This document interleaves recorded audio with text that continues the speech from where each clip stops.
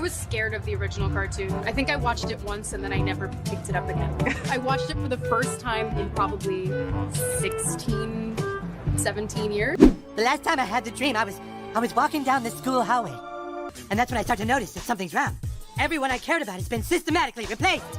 And finally, I want to scream, and I'm like, why are they replacing every single character with someone who is diverse? Nothing has brought me greater joy than watching the Walt Disney Company absolutely panic over the last few weeks. They're mad at South Park because they're making fun of their woke ideologies, constantly race swapping or religion swapping everything in their movies. Mirror, mirror on the wall. Disney rolled out its bold, modern Snow White with the kind of corporate fanfare usually reserved for theme park openings. Fireworks, a glossy teaser, and breathless press releases touting a new era of representation. They expected applause. Instead, hashtags like Not My Snow White and Snow Woke trended within hours. Critics fixated on the irony of choosing a Colombian-American actress to portray a character literally named for her alabaster skin. But the real gasoline on the bonfire was Rachel's attitude. One major development going on now involves more to do with Rachel Zegler and her attitude towards South Park Studios and Paramount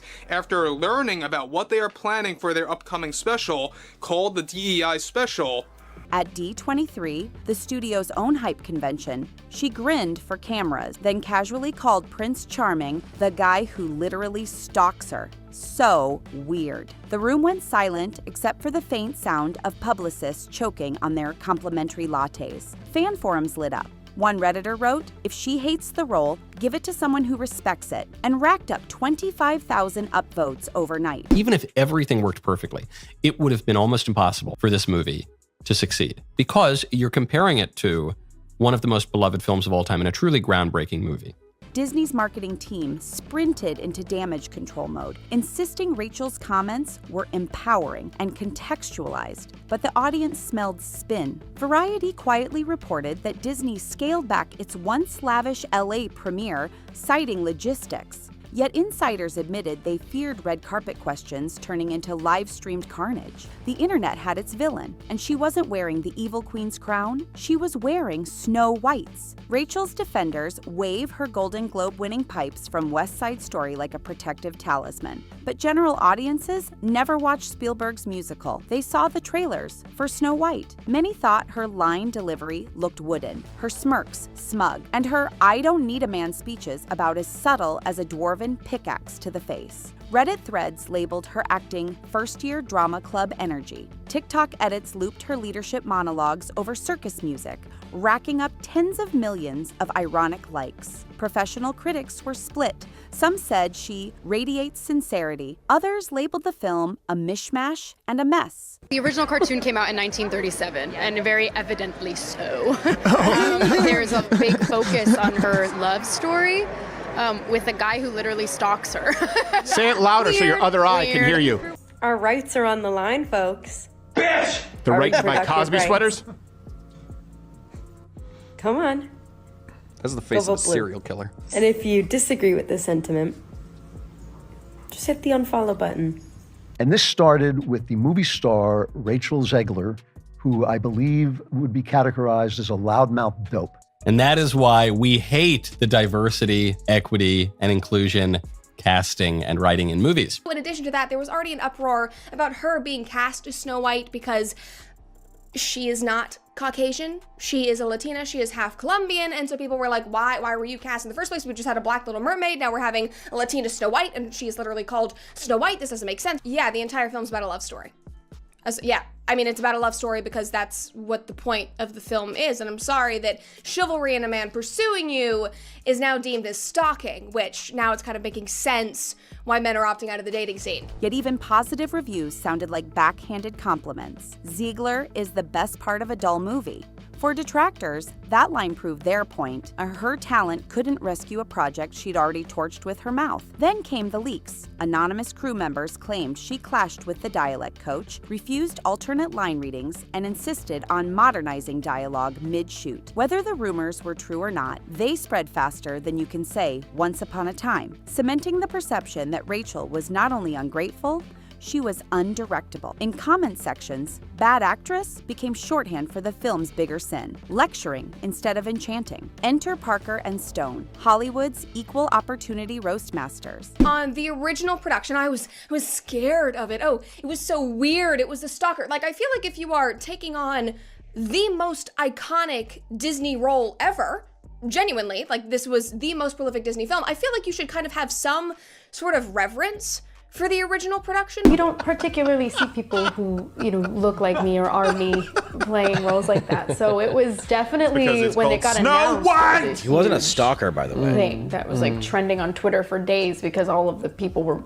angry. After 2023's Panderverse skewered Disney's checkbox casting, insiders leaked that their next special would parody Rachel by name. The episode hadn't even aired when YouTubers posted thumbnails screaming, "South Park just humiliated Rachel Zegler, lecturing dwarfs on equitable mining practices." Twitter went nuclear. Memes depicted animated Rachel barging onto sets, hijacking scripts, and rewriting the fairy tale mid-scene. Fans shared side-by-side comparisons, Rachel's real interviews versus the rumored South Park storyboard panels. The overlap was unsettling and hilarious. Disney's nightmare wasn't just that South Park mocked them, it was that the parody felt eerily plausible. For days, Snow White parody clocked hundreds of millions of impressions. Even people who hadn't seen the classic or cared about the remake suddenly had an opinion, usually a snarky one. Late-night hosts piled on, dedicating monologues to the princess who hates princesses. The Mouse House, famous for controlling narratives, discovered that satire is a beast no amount of corporate pixie dust can tame. Inside the Magic Kingdom, chaos reigned. Bob Iger was already juggling Marvel fatigue,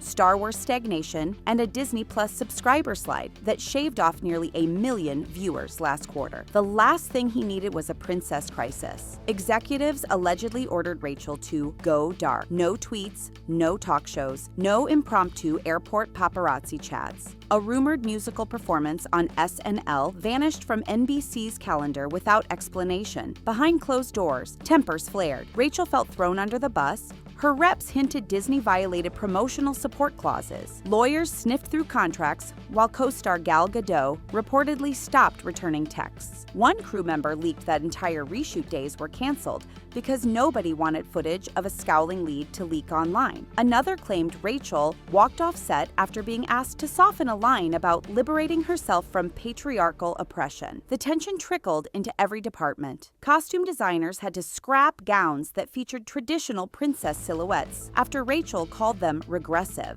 A composer complained that her notes turned a whimsical score into activist elevator music. For a company built on carefully curated smiles, the optics were catastrophic. When Snow White finally limped into theaters, the numbers were brutal. A $43 million domestic debut, half the studio's conservative target, and analysts predicting a $115 million loss. International markets offered little solace. Audiences in Europe and Latin America echoed the U.S. apathy. Nothing has brought me greater joy than watching the Walt Disney Company absolutely panic over the last few weeks.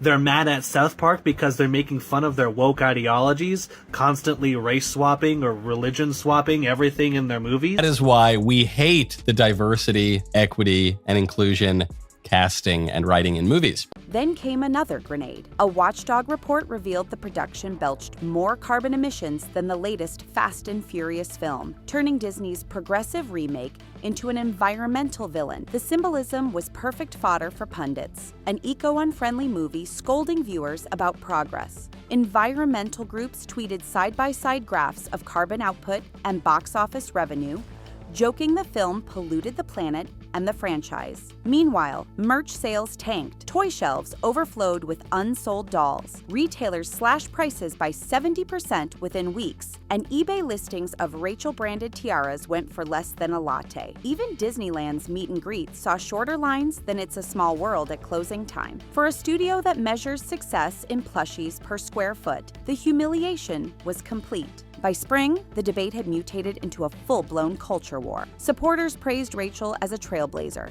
challenging dusty tropes. Critics painted her as a self-important influencer who who torched romance because she couldn't deliver it convincingly. Hashtags split along ideological lines. One side screamed representation, the other respect the source. Disney's attempt at a progressive reboot ended up pleasing almost no one. Traditionalists felt alienated. Activists complained the studio still tiptoed around genuine diversity by CGIing the seven dwarfs instead of hiring actors with dwarfism. Feminist scholars argued the film turned Snow White into a girl boss cliche, while conservative columnists declared it woke poison. Every interview, every leaked email, every meme added kindling. A leaked Zoom call allegedly showed Disney execs debating whether to cut entire musical numbers that tested poorly, with focus groups who found Rachel's tone condescending. One exec reportedly muttered, "We're past damage control. We're in damage karaoke. Everyone's screaming. Nobody's on key." Amid the chaos, Rachel's social media silence continued, fueling speculation she'd been benched. Paparazzi snapped her leaving a Pilates class looking miserable, and tabloids spun it into Rachel Meltdown headlines. Whether she was a victim or a villain, the optics remained brutal. So is Rachel Zegler truly a bad person and bad actress, or just the unlucky poster child for Disney's worst year? Opinions are locked in, but perception is reality, and her public image is a 5-alarm fire. Disney wanted a modern heroine. Instead, they unleashed a cultural lightning rod. South Park sharpened the pitchforks, fans voted with their wallets, and a once-beloved fairy tale morphed into a cautionary saga about what happens when legacy, ego, and corporate messaging collide. Maybe Rachel rebounds with a knockout indie role. Maybe Disney dusts off a forgotten classic and rediscovers wonder. Or maybe both retreat to their corners and lick their wounds. Whatever happens, one thing is clear. Audiences are done being lectured. They crave stories that enchant, not scold. Heroes who inspire, not scowl. And princesses who believe in something bigger than their own press clippings. If you're tired of Hollywood's preachy remakes, smash that like button. If you think Disney can still turn the page, drop a comment. And if you're just here for the next round of satire fireworks, hit subscribe, because this saga's sequel is already writing itself. And you won't want to miss the moment South Park aims its next poisoned apple at the Magic Kingdom.